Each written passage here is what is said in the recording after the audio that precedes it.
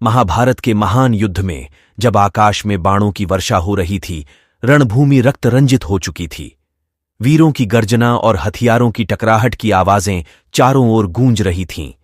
इसी रणभूमि में पांडवों और कौरवों के बीच एक महान धनुर्धर कर्ण अर्जुन के बाणों से घायल होकर जमीन पर गिरा पड़ा था। उसके जीवन के अंतिम क्षण आ पहुंचे थे। अर्जुन और श्रीकृष्ण कर्ण के निकट आते हैं। कर्ण के चेहरे पर दर्द और संतोष का मिश्रण झलक रहा होता है। श्रीकृष्ण को समीप देखकर कर्ण कहने लगते हैं, हे कृष्ण, हे अर्जुन, मुझे पराजित करने के लिए बधाई। यह युद्ध का नियम है और मैं इसे स्वीकार करता हूं। यह सुनकर अर्जुन कहने लगे, हे कर्ण, तुम एक महान योद्धा हो, तुम्हारी वीरता का मैं सम्मान करता हूं। तभी अचानक एक दिव्य प्रकाश प्रकट होता है और भगवान परशुराम प्रकट होते हैं। भगवान परशुराम को देखकर कर्ण बोले, हे गुरुदेव, आपकी चरणों में प्रणाम। मैंने आपकी दी हुई शिक्षा का पालन किया, परंतु आज मैं आपके श्राप का फल भोग रहा हूं।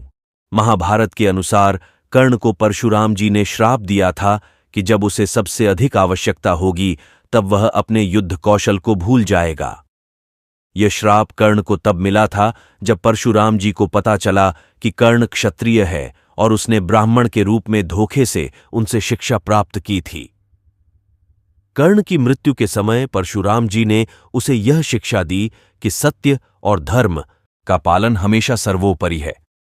कर्ण की मृत्यु इसलिए नहीं हो रही थी क्योंकि वह अपने अंतिम क्षणों तक दानवीरता और धर्म के पथ पर अडिग था। कृष्ण जी ने अर्जुन से कहा कि कर्ण का अंत आवश्यक है क्योंकि उसने धर्म का उल्लंघन किया है और पांडवों के प्रति अन्याय किया है। कृष्ण ने अर्जुन को यह भी समझाया कि कर्ण का अंत महाभारत युद्ध के समापन और धर्म की पुनर्स्थापना के लिए आवश्यक है। मैं जानता था कि महाभारत युद्ध में जीत पांडवों की होगी क्योंकि स्वयं नारायण उनके पक्ष में हैं। मैं यह भी जानता था कि युद्ध में तुम्हें कोई पराजित नहीं कर सकता।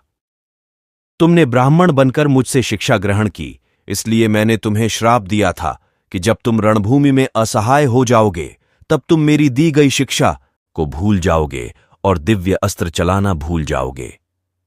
अब तुम अपनी पीड़ा से मुक्त हो जाओ क्योंकि तुमने किसी से कुछ नहीं मांगा बल्कि अपने माता के लिए पांडवों को जीवन दान दे दिया।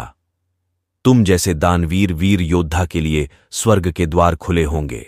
भगवान परशुराम के इन वचनों को सुनकर वहां खड़े सभी योद्धाओं की आंखों में आंसू आ गए। स्वयं श्रीकृष्ण की आंखें भी नम हो गईं।